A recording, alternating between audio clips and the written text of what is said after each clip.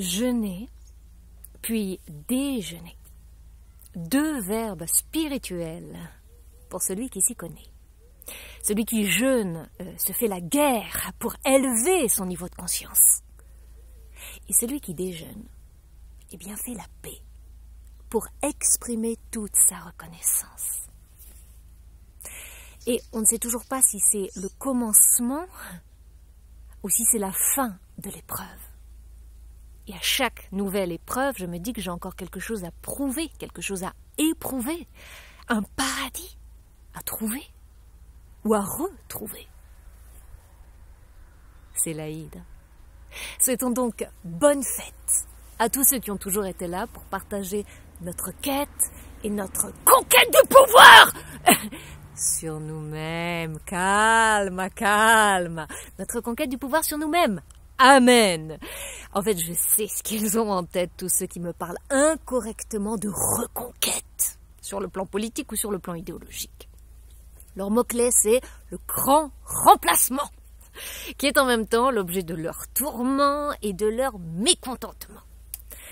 Alors essayons, à l'occasion de l'Aïd, de leur remettre les idées en place, parce que le mot trahit le sentiment de quelqu'un qui s'en veut d'être petit, et qui en veut à quelqu'un qui s'est avéré plus grand que lui, en quantité et en qualité. Qu'est-ce qu'on appelle, messieurs, les automobilistes? Une pièce de rechange.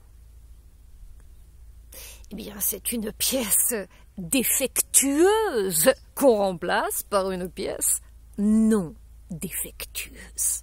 Tout simplement. On passe en fait de moins bien au moins mal. Et non le contraire, on répare, on améliore, on rend meilleur.